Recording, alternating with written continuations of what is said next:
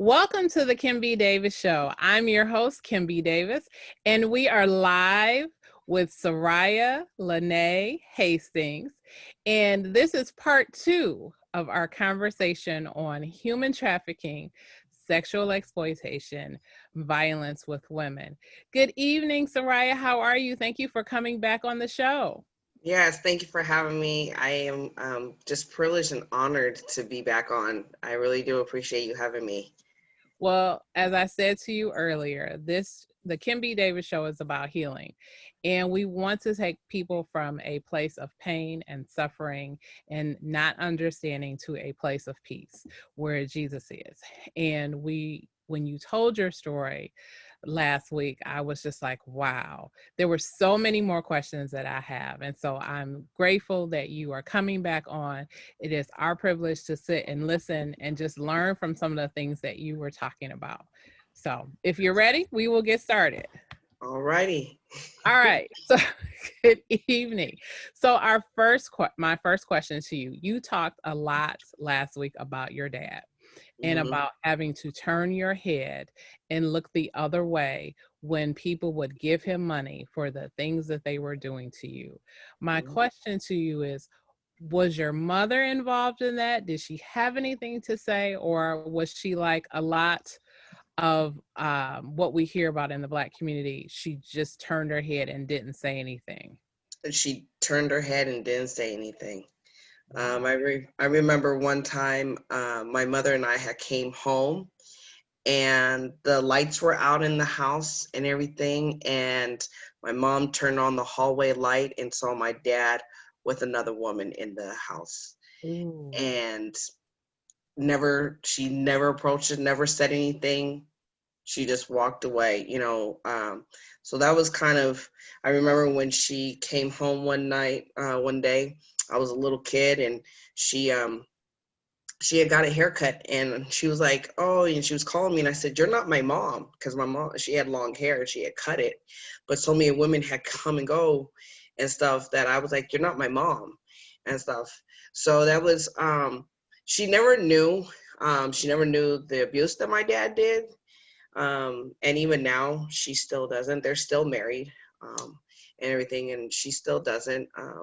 And I just, for me, me writing the book, it was for my healing, but also to kind of let my mom know what was going on, and stuff, so that it would be an eye opener for her.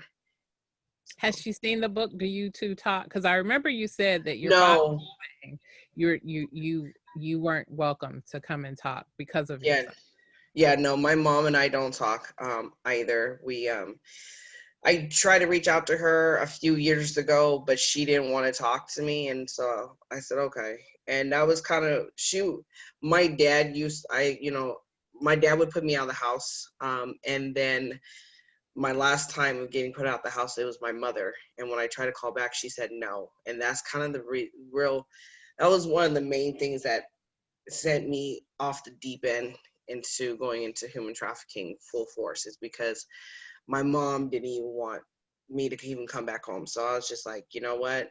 It's one thing for my dad, because my dad was very abusive to me. But when my mom just kind of gave up on it, I was just like, if she doesn't care, then I have no chance. Let me see if somebody else would care about me.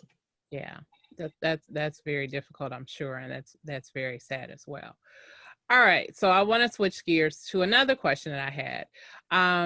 Are you worried that any of the people that you worked with in terms of pimps, human traffickers, that they will come and find you, or that they will see the book and you're giving details?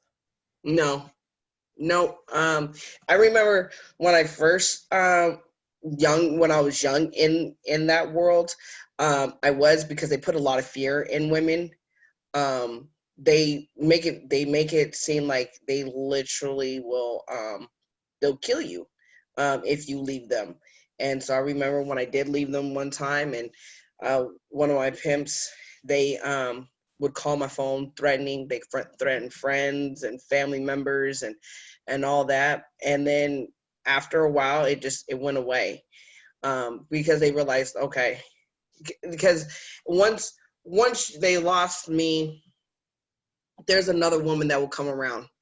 You know, they try to hold on, but they will not waste a lot of time to continue to pursue when they'll just find somebody else to replace me. It's a revolving door. Wow. So something that we talked about, you said that all of your traffickers were Black men. Yes. Yes. Yep. And so because of that, does it skew your view of how you look at Black men? Because you sort of, it sounded like you were saying something like that, and we didn't go into that point. Yeah. So between my father and his abuse that he gave me, and the abuse that I received from Black men that were my pimps, I remember I told my father, I said, never expect a Black man to walk through these doors and say he's my husband. Wow. Because it's just, I mean, I wasn't good enough. You know, like I said, I found out with one of my pimps that he was married and had children, like a whole family. And I had been with him through off and on through the 5 years and gave him all kinds of money and stuff. And never once did I come to, you know, him telling me and stuff. And I'm like, and I'm doing all these things for you because one, I was trying to buy love. And that's what a lot of women don't understand, is that when you're looking for love, and so in this you go with these false dreams and hopes that this man will love you, so you make as much money as you can, you do as many things and violate your body in so many different ways to please these men. And 90% of the time they don't care. They Wow. don't care. So when I realized that, it really, and even now, you know, I talked to my pastor a while back, and I was talking to him about, you know, just the fact of having sex. Like, I was like, I don't even want to have sex. I don't even want to be, if I ever got married, that's going to be very hard because of all the abuse that I've got sexually. I had to, it's been a healing process. It's this, you know, this is not oh, it's done overnight. And I was like, I've had to pray and seek God and ask Jesus to really help me, because that's a intricate part in a marriage. Yes, it is. So, you know, that's where, I don't know, like I said, some women, and I'm not saying that the majority of the pimps are Black. There are other nationalities in there, but in all honesty, it's mainly African American men who are the pimps. You know, from, you know, that they look at rappers, they look at what's going on in the media, and they portray this type of lifestyle. You know, these rappers, these famous people portray a lifestyle, and these Black young men want that. So they will do anything that they can do to get that lifestyle, to drive those type of cars, to live in those type of houses. Wow. And that is an important point, because that sort of goes into what my next question is. But I want to go back to something you just said. You were talking about not even wanting to have sex, and I understand that. So at this point, do you date? Do you not?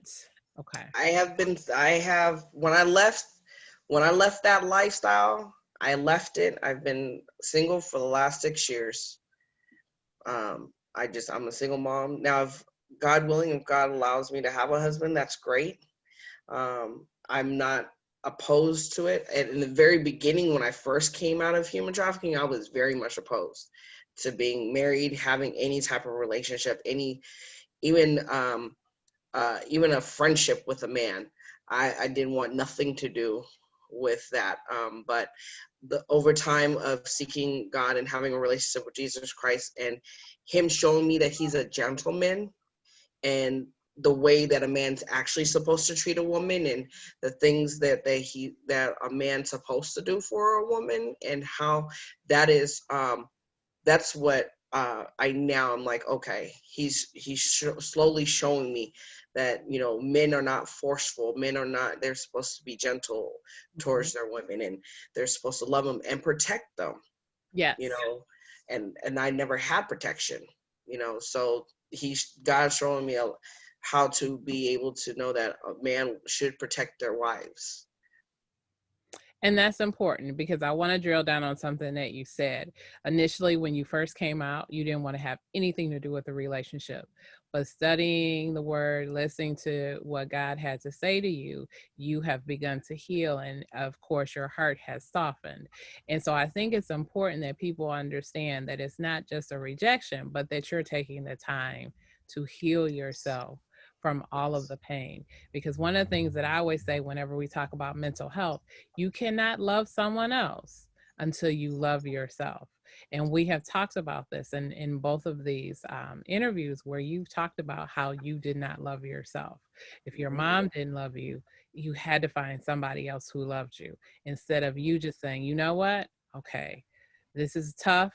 It's rough. My mom doesn't love me, but I love myself, that I won't put myself in harm's way like that. Right. Okay, so here's another question. And we talk a lot about sex trafficking. We always talk about women. Are there boys or young Yeah. men that are involved in this?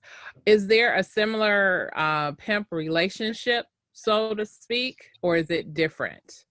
I really don't know, because a lot of boys, a lot of men that I did know, they basically did their own thing. They didn't get run by pimps, the ones that I knew, but a lot of them was human trafficked or did sexual trafficking because they were molested or raped.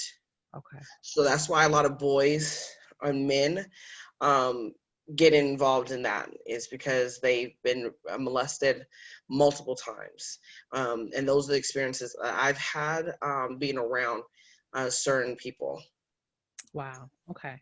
That's an interesting thought. Um, so now I want to switch gears to something that we talked about. You were mentioning a woman, was it in Kentucky? She was Hmm. thrown from a car and she was duct taped and she lived, correct? Hmm. Yes. And you were upset, which I understand because here's a woman, here's a person, even in the midst of COVID-19, even in the midst of national unrest, it was a human being who was vulnerable, who was thrown from a car in duct tape, and it never made national news. And it made me instantly think of Centoya Brown, the young woman who was driven into sex trafficking. She's not a similar story, but some of the same things that you talked about. But I remember her saying somewhat similar, that she was picked up by someone. He said he was her pimp. And then she was either sold, or I believe she said she was sold, because that was the word that she was sold to someone else who was very abusive. And once she had had enough, she killed him. She fought Hmm. back, she defended herself, and he died. She ended up being arrested and serving jail time. And it wasn't until the hip hop community heard about it, and different celebrities and rap artists and different people started to bring attention to the fact that this Black woman was in jail because she fought back against her attacker. Why do you think, and it's sort of interesting because based on the question that I just asked you, where I said, do pimps, meaning men, have young boys or males under them? And you said not the ones that you knew. The ones that you knew, they typically were molested and worked on their own. Why? And it seems like it's almost a gender issue. I can't control a man, but I can control a woman because the techniques that I use, I can get in her head. Hmm. Why do you think that women, when we are abused, when we are victimized, that it doesn't gain the same type of sympathy that you see with other people? And case in point, um, I believe it was back in the 90s. There was a white intern. She worked for a congressman and she disappeared, and it became national news. Now we know because she was an intern for a congressman that she was somebody who had some ties to important people. So of course they pushed it. But the narrative has always been that if a victim is white, people will stop, that national news will cover it and they will look for her. But when she's black, brown, and of color, nobody cares. Nobody says anything. And it goes to the point of the story that we're talking about, where this woman who is black is thrown from a car in duct tape and nobody cares to report the story.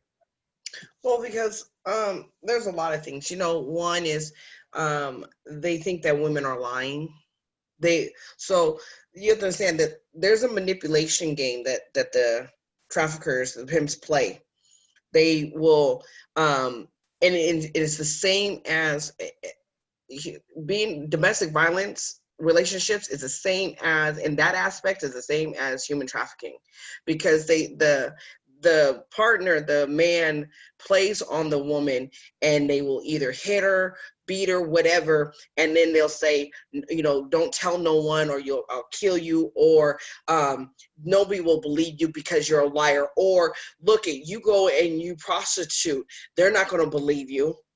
Why would they believe somebody that sells their body? So, that makes you look, because most people that know the women that sell their body, most of them use drugs. So, so there's a lot of things that the trafficker plays in people's in their minds to make it, because I didn't believe it. I was many times beaten, and they were like, if you call the police, they're not going to come for you or whatever, because what I was doing and stuff. And I said, okay. And, and I believed them. So I didn't think to go and do that. However, and it's really sad, because when a woman is hurting, and I talk about this on my podcast, that people go around, and everybody, we're all sinners. We all fall short of the glory of God. So at the end of the day, we all have some type of sin. Nobody's sin is worse than the next one. The only difference is a woman who is walking on the street prostituting, it's right in your face and it's bam. But somebody that's at home and they're looking at porn, or they're looking at things that they're not supposed to, it's the same sin. It's the same. It's the same. We all sinning. So when I hear about women, and that's why it infuriates me, when I hear that things are not getting out there on the news, it's a majority of the time it's because the woman has been manipulated so much in her mind to make her believe in herself that whatever word she say, nobody's gonna believe her. And that's why myself and a lot of women in a lot of organizations in New England and in areas in the United States, their main goal is women to have voices, because no woman has ever had a voice. I didn't have a voice for almost 20 years. People didn't believe me. I don't know how many times, like I told you last time, my mom said to me when I told her I had a boyfriend, are you dreaming, or is that your imagination? So my own mother didn't even believe me. So anytime I spoke, who would listen to me? And that's where a lot of women, and I'll tell you, a lot more women have been either trafficked. They've definitely been in domestic violence situations and relationships, but a lot of women have been trafficked before and don't realize it until somebody else speaks up. Wow. But because there's many things that can categorize almost every woman in this world who has been trafficked some way, somehow, because the whole thing about trafficking is money. You go out and get money for somebody else. You didn't trafficked somewhere, somehow. You didn't got money. Your boyfriend then said, oh, we need this. Can you go get this? Honey, we poor. We don't have enough money for the rent. Can you go get some money? Whether that's somehow you had to figure out a way to get the money. And a lot of women don't understand that just because I laid on my back to have sex and that's how I got the money because that's what my pimps were telling me, doesn't mean that the next door woman who had to go into a store and rob a store or whatever isn't doing the same thing. There's so many different aspects of it, of what this traffic life really is. There's so many aspects. And so when it comes to women and wanting to have a voice, it gets shut down, and it gets more shut down in people who are of different nationalities. Some people, and it depends even with Caucasian, with white people. It depends on where you come from. And like you said, the woman was dealing with the Congress. So it depends on where you're coming from. It's really not about actual color, because any woman, if she looks this type of way, if she looks like a drug addict, ain't nobody gonna believe her. It doesn't matter, or she's too skinny or whatever, or she might have been to jail too many, whatever it may be. They look at that person and then they don't want to hear the story because they believe in it's a lie. Because it's based on appearances versus character, or listening to what the person has to say. And it's interesting because for you to be trapped in that for 20 years and you're constantly trying to get help. And as you said last week, you called, was it 16? Total of 27 shelters. 27 shelters. And out of 27, only one accepted you. Yes. So if you are a woman on the street who happens to be a drug addict, whether you have children or not, and you want to get out, who is there to help you? Exactly. That's what happened to me. That's what happened to me. Exactly. But that's why I've made a point to where I've found connections. I was talking to some people and I keep telling them these protests that people are doing is just making noises. Half the people in the lifestyle who's being trafficked don't even realize that they're being trafficked. I didn't realize that I was basically being human trafficked until 3 years ago, when somebody sat me down and actually did a work class with me, and I went through a book called Road to Redemption. It's by Rebecca Bender. It's a really awesome book for anyone who believes or may think that they been trafficked. And I went through that book, and that's when I realized that I was trafficked. So I'm almost 40 years old, and I'm just 3 years ago just now finding out that I was actually human trafficked.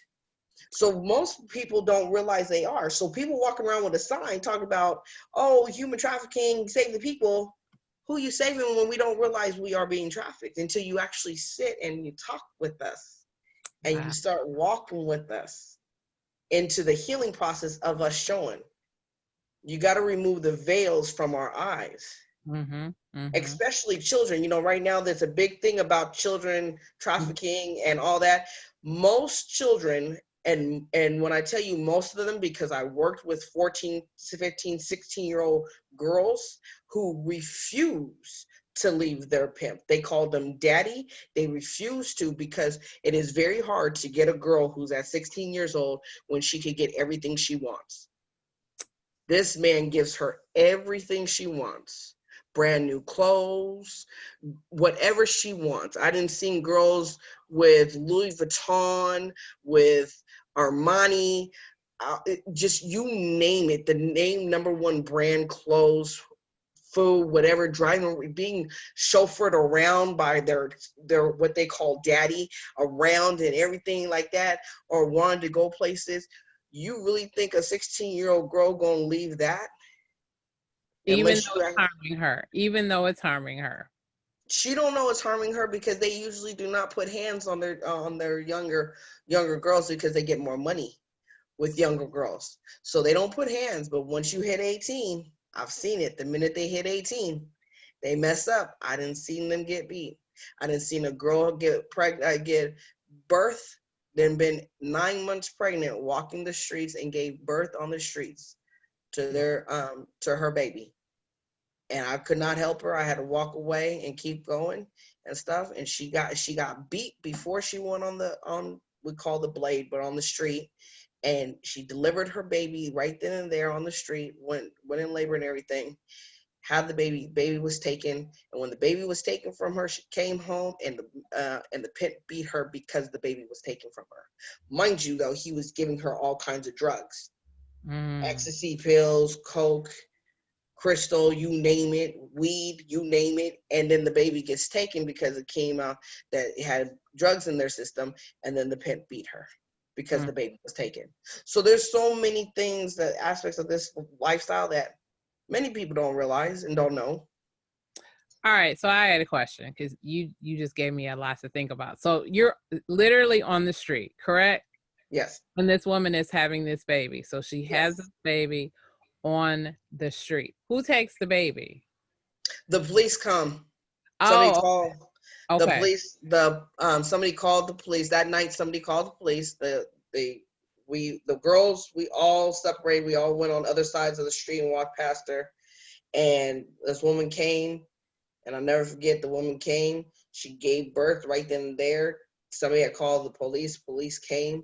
They took her to the hospital. The baby was lost. The woman was back on the street 3 days later, walking with a Wow. black eye. Wow. That's amazing. And not in a good way, but just, because as a mom, you're supposed to heal for 6 to 8 weeks, depending, and all those different things. And so, not that it wasn't a violation of your body, but just to think that you just given birth and been beaten and then have to go back out and perform again. That's just, wow, that's disturbing. So I want to go back to something else that you said. You talked about pornography, and pornography is a huge industry. And I know that there are lots of companies that make pornographic movies. Is that something that is involved? Because it seems like it would be in sex trafficking and sexual exploitation, especially the younger girls, because I have read different articles and heard different stories where younger girls are very much in demand because it seems like there's a whole genre for just that. Yes, so pornography is human trafficked as well. They are being human trafficked. The only difference is it's illegal. It's legalized because it's porn or whatever. But they most women are trafficked. They do get beat before or after. They have to do certain things. There are some people who have contracted AIDS from doing it, and they still Mhm. have to, and stuff like that, or whatever. So there's a lot of people um, who get offered, or gets presented with, hey, do you want to do this? Do you want to live this lifestyle? I know I was, a lot of other women I know was, and stuff, and praise God, I said no. I don't even know how I didn't get involved in that, but most acts have to be done the way it's being done on pornography. Mm. So there's a warped sense of what. That's why I said that sex and stuff for me in a relationship, it when you get with someone that's been that's been traumatized that way for so long, you then sit there and they have to undetach what is real and what's not, Mhm. Mhm. because Mhm. that's what people, and that's what people. And when you think about, you're watching somebody, if and I pray that whoever, if there is anybody that is watching porn, that they would stop, because you're basically watching a woman being trafficked right in front of your eyes, Mhm. being beaten or whatever. Mhm. Mhm. Wow. And I know I keep saying wow, but that's the best word that I can come up with because this is just eye opening in terms of what you're telling us. So, and I know we talked a little bit about this last week. What, again, what would you tell someone if they're watching and you want to get out? What advice would you give them? I would tell them that they need to pray and ask God. They need to. I live off of Jesus Christ. That's my life source. He's become my life source. And if you want to get out, you got to cry out to Jesus Christ, because he truly makes the way out. He is the way, the truth, and the light. He will make a way out for you if you truly mean it in your heart. But you can't just say, God, get me out, and do nothing about it. You got to put some action to it as well. So you got to reach out. You got to call, 211. If there's a local church, I know that it's COVID time, but if it's a local church that is open and stuff, reach out to a pastor, talk to one of the pastors, see if they know, because the pastors, they have connections about organizations in the cities and stuff. There's many places, like I'm here in New England.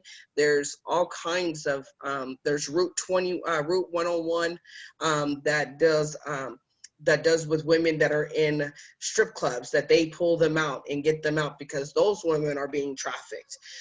Then there's also Amira's house, and there's Thistle's Farms. I mean, I could just go by names. Thistle's Farms in Tennessee. Like, I could go on for days about different places that you can, safe homes and different places that you can go to, that they can call and they can set up to get you to them. I know there's safe homes, and they're really safe homes. You never know the location, because of the fact that, if, like, when you asked me, does my pimps come and want to kill? If they do have that, there are safe homes. They can and they will traffic. There's an organization in Connecticut called Underground Railroad, and they go and they get teenage girls off the streets in Connecticut and stuff, that are dealing with the hotels. I mean, there's so many different organizations out there. If you want to get out, God will show you and make a way. There's a whole world of people who actually are not just holding up that sign, but actually on the ground, putting their hands to the plow with us, walking with us day by day. Wow. So I was thinking about you because here in metropolitan Detroit, there was a case in one of our suburban communities, and it was exactly that. There was an African-American man. He was running a sex ring, and it was busted in Oakland County, and it ran through 3 different cities and even into another county. And it was through the motels. And I thought, that's what Sariah was talking about. So when you hear this story, the things that you're telling us, that when we see things on the news or read things in the newspaper or online, they really are true. This is actually happening right in front of your eyes. And as you said, if you're watching pornography, you are watching someone be trafficked. And we don't want anyone to be trafficked. Now, you've written 2 books, one specifically that talks about your experience. Tell us about No More Games. No More Games is basically, what I did was I took it's actually a year and a half of my story.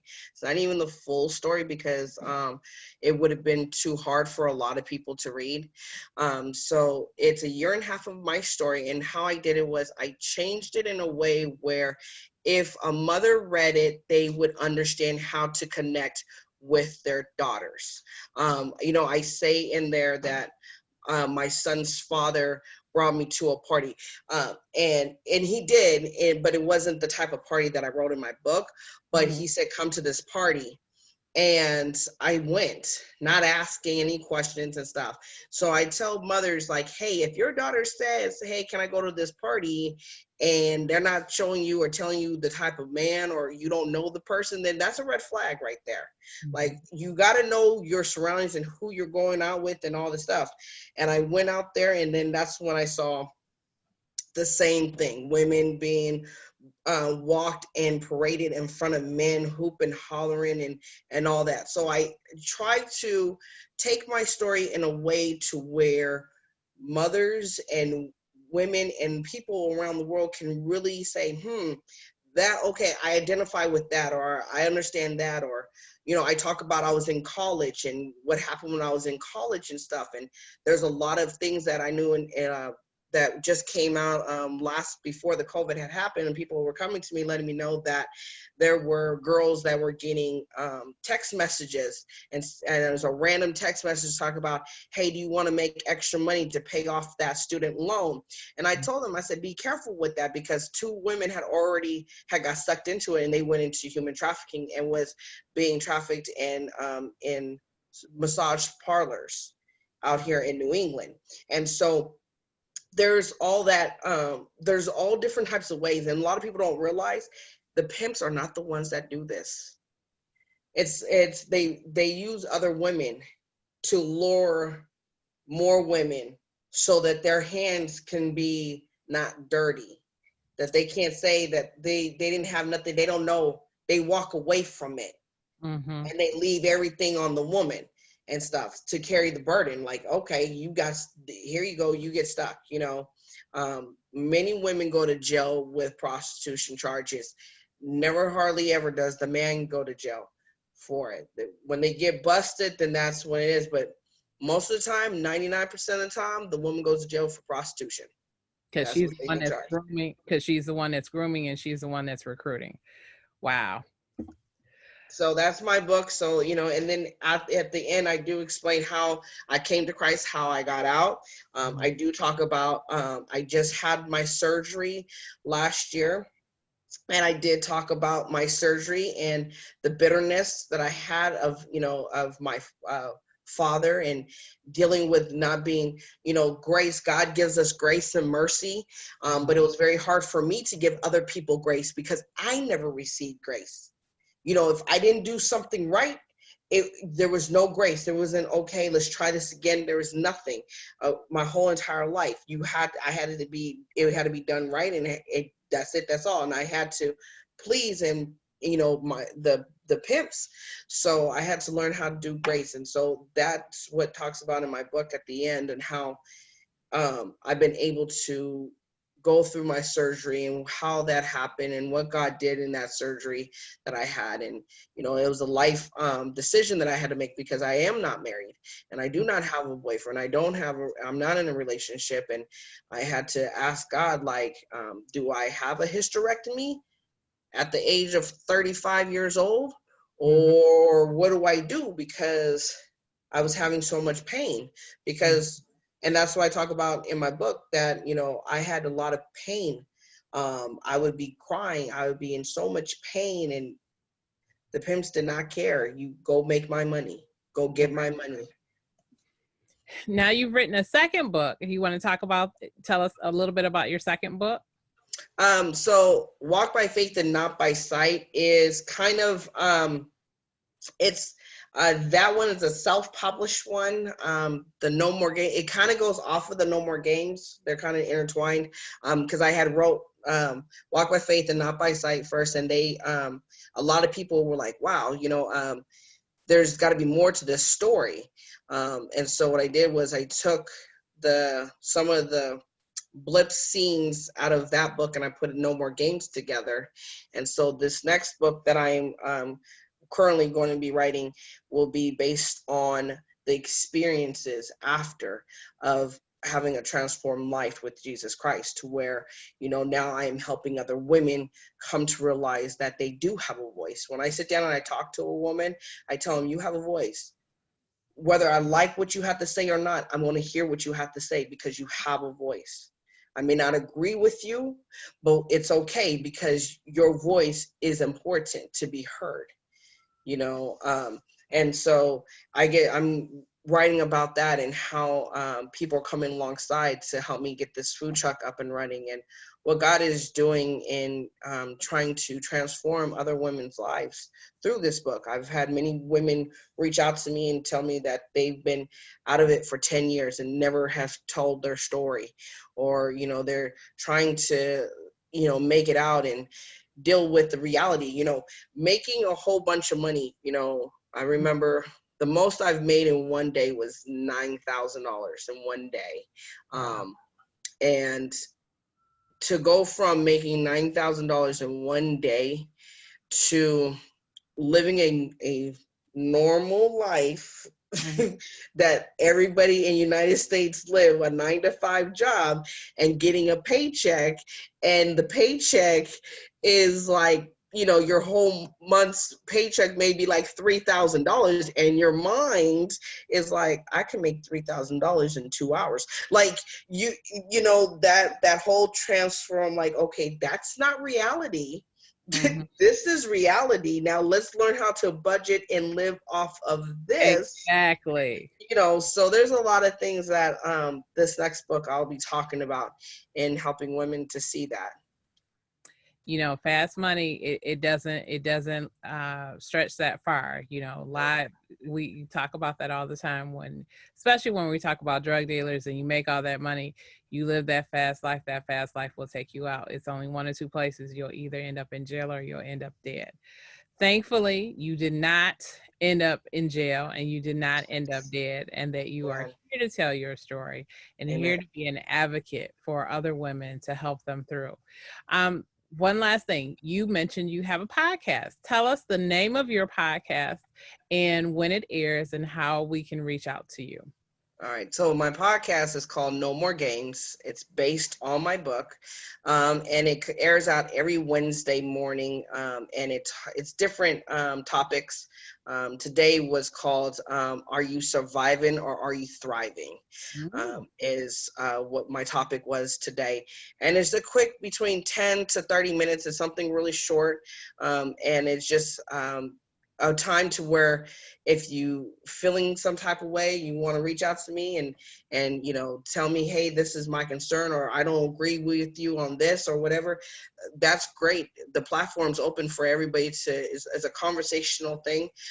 So you can hear it on Apple Podcasts, you can hear it on Breaker, you can hear it on Spotify.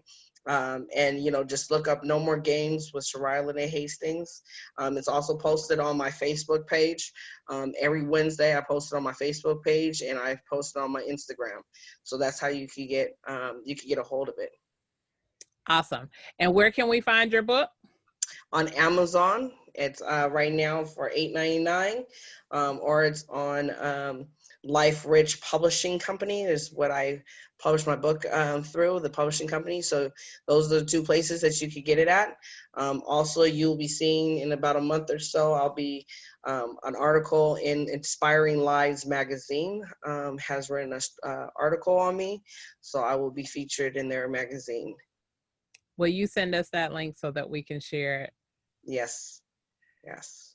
Thank you so much, Sariah, for being on the show again, for being so open and answering questions and giving us information and things to think about. Because some of the things that we take for granted, for example, pornography is literally everywhere.